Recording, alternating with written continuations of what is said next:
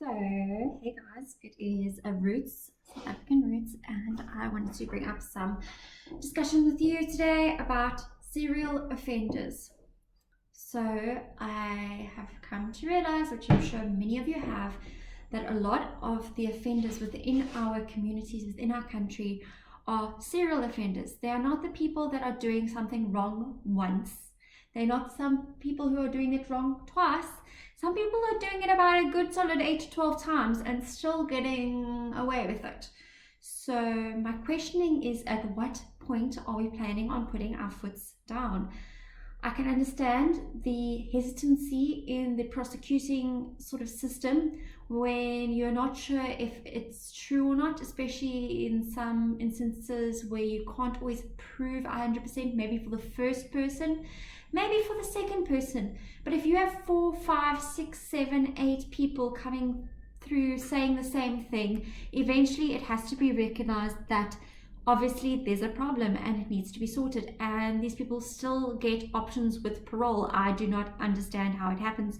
So I'm going to go through some things that I've come up with, that I've thought about.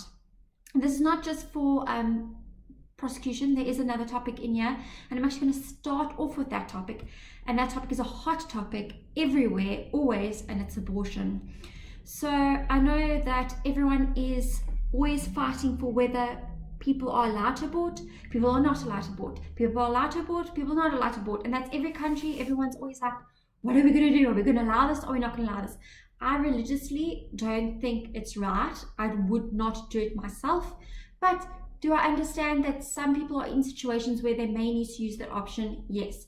So am I ever going to say no or yes? I don't want to be involved in that debate.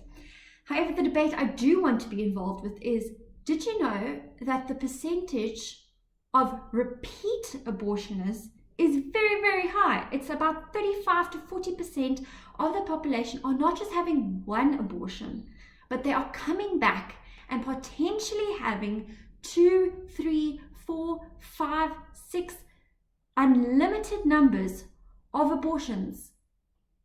So people are literally coming back and doing it over and over again.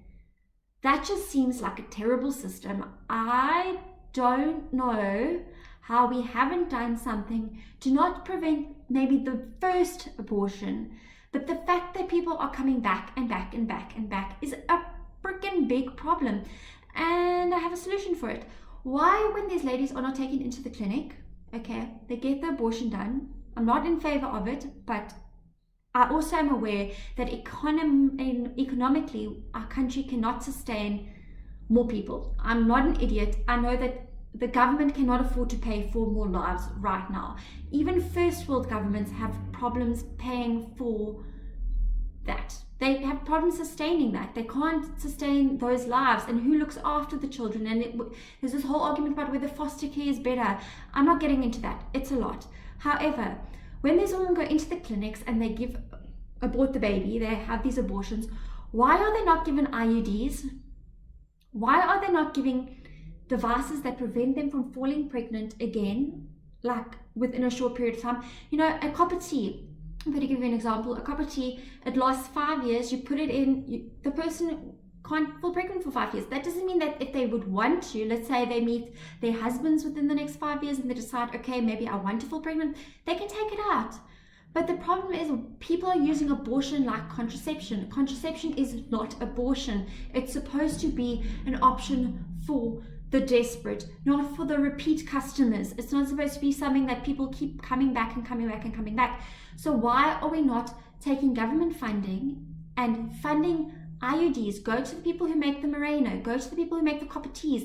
Say, you waste thousands on condoms every year. People are taking the condoms at freaking airports, filling them with water and throwing them at each other. At public schools, they're doing the same. Yes, some people may be using them for sex, but most of the time, people don't trust choice and trust to actually do the job. So it's wasting money. But if you actually put money towards these things that could prevent pregnancies properly, that are maybe a bit more in the woman's hands. Yes, I understand they will not protect the woman from STDs, but this is not the STDs case. This is the abortion case. This is the babies that don't get born because people come back and have the same problem. And if maybe these girls are given access to these IUDs before they can fall pregnant, that would be even better. But if they have fallen pregnant, to prevent a re-pregnancy, why are we not thinking of this as a viable solution to prevent?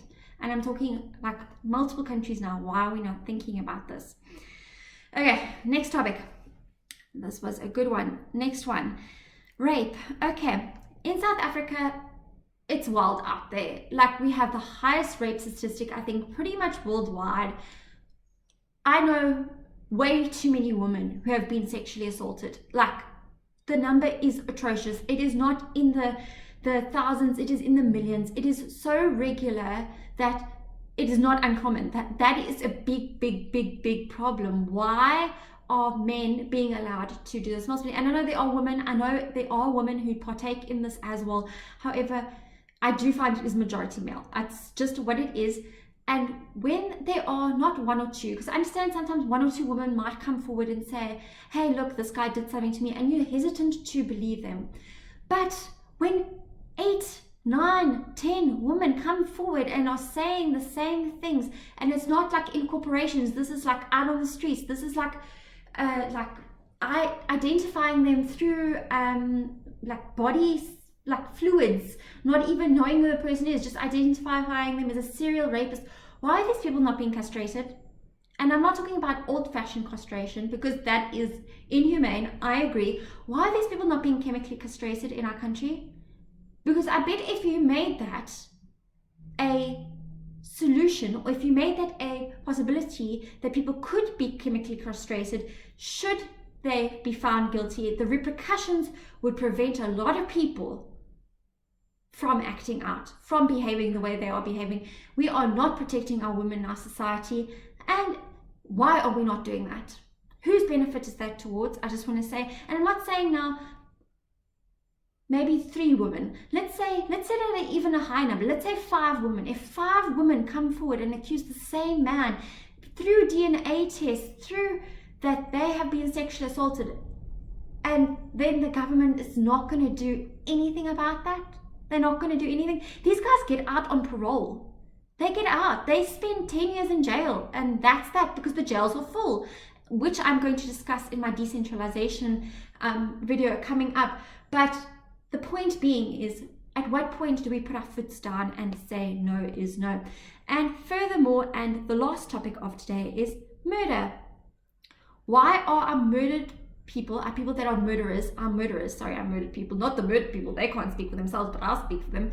Why are our murderers getting out on parole? Why are you able to take a life, but you do not spend life in prison after taking that life? Why are we giving them 20 years? Not even 15 years. Some people are coming out of 10 years, like not even. And these are people that aggressively murder their wives, murder their husbands, murder their children. Their entire family is killed. Entire families are murdered by these people, and they are getting short penalties, not life. It just boggles the mind. Why are the good citizens being reprimanded and the bad citizens not being held accountable? And why are these not viable solutions? Because I know so many people that would agree to this. The only people that wouldn't agree to this are the murderers and are the rapists. But why are we listening to what they have to say? They're obviously not going to want to be done in. But they shouldn't have been doing the illegal activities to begin with. I just do not compute it. And it is something that really aggravates me, because, you know what? This is a governmental thing that should just be sorted out. This shouldn't be even something that the general citizen should have to be concerned about. But tell you what, when I'm lying in bed at night and my alarm's going off again, my neighbor's alarm is going off again, the dogs are all barking, all I can think of is the penalty that these people are being dealt is clearly not swift enough, because they are still honoring, and I don't know how to get that to stop, but the government should. And maybe they just need an idea. And these are my 3 ideas for 3 topics that are always circulating. So take it, leave it, hate it, I don't know, but maybe you should consider it. And that's all I'm going to say. Thanks for watching.